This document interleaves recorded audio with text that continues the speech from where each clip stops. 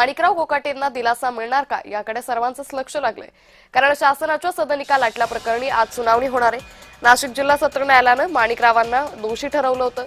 कोकाटेंनी सर्वोच्च न्यायालयात अंतरिम जामीन मिळवला होता। जामिनाची मुदत संपली आहे। कोकाटेंकडून जामिनासाठी पुन्हा अर्ज करण्यात आलेला आहे।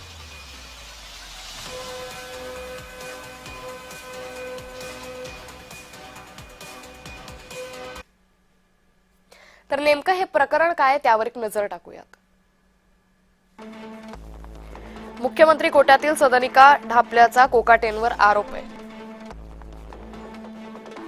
माजी मंत्री तुकाराम दिघोळे मूळ तक्रारदार आहेत।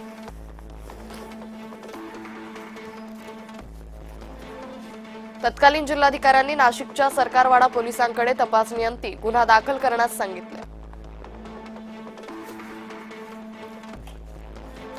दिघोळे आणि यांची मुलगी अंजली आणि जावई आशुतोष राठोड यांनी हस्तक्षेप याचिका केली।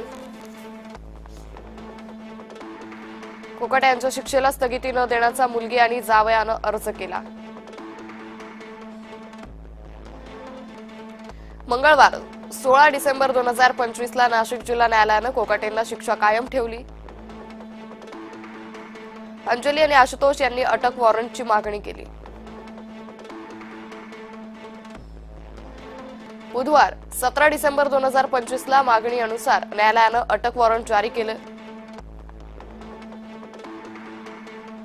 कोकाटेंनी आजारपणाचं कारण देत सवलत मागितली। न्यायालयानं सवलत नाकारली आणि अटकेचे आदेश केले। बुधवारी 17 डिसेंबरला कोकाटेंनी मुंबई उच्च न्यायालयात अर्ज केला। मुंबई उच्च न्यायालयानं कोकाटेंच्या अर्जावर तातडीनं सुनावणीस नकार दिला।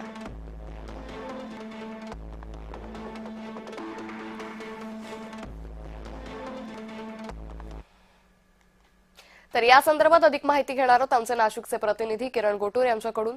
किरण, आज माणिकराव कोकाटेंसंदर्भातली ही सुनावणी होणार आहे, काय अधिक तपशील? अत्यंत महत्वाची ही बातमी म्हणावी लागेल। माणिकराव कोकाटे संदर्भात अत्यंत महत्वाची सुनावणी आज सर्वोच्च न्यायालयामध्ये होईल अशा पद्धतीचं माहिती मिळत आहे। कारण काही वर्षांपूर्वी माणिकराव कोकाटे यांनी नाशिकच्या गंगापूर रोड भागामध्ये मुख्यमंत्री कोट्यातील हे घर घेतलेले होते। पण हे घर घेताना जे कागदपत्र सादर करण्याचे असतात ते सगळे बेकायदेशीर होते अशा पद्धतीचा आरोप त्यावेळी करण्यात आलेला होता आणि तत्कालीन जिल्हाधिकाऱ्यांनी या सगळ्या संदर्भात चौकशी करून गुन्हे दाखल करण्याचे आदेश दिले आणि इतकं वर्ष हे केस चालल्यानंतर नाशिक जिल्हा न्यायालयामध्ये या सगळ्या प्रकरणी माणिकराव कोकाटे यांना दोषी ठरवत त्यांना शिक्षा देखील सुनावली होती आणि त्यानंतर माणिकराव कोकाटे यांनी आपली मंत्रिपदाचा सुद्धा राजीनामा दिलेला होता आणि त्यानंतर त्यांना सर्वोच्च न्यायालयामध्ये अंतरिम जामीन हा मिळाला होता। त्यामुळे एक दिलासा जो आहे तो कुठेतरी कोकाटे यांना मिळालेला होता। पण त्या अंतरिम जामीनची जी मुदत आहे ती संपत आलेली आहे आणि त्यामुळे आणखीन एकदा माणिकराव कोकाटे यांनी जी याचिका दाखल केलेली आहे आणि त्याच एकूणच याचिकेवरती आज सुनावणी सर्वोच्च न्यायालयामध्ये जे होणार आहे। त्यामुळे आज नेमकं सर्वोच्च न्यायालयामध्ये काय सुनावणी होतो, माणिकराव कोकाटे यांना जामीन हे कायम सर्वोच्च न्यायालय ठेवतो का हे बघणं महत्त्वाचं असणार आहे। किरण, या सुनावणीला साधारण किती वाजता सुरुवात होणार आहे?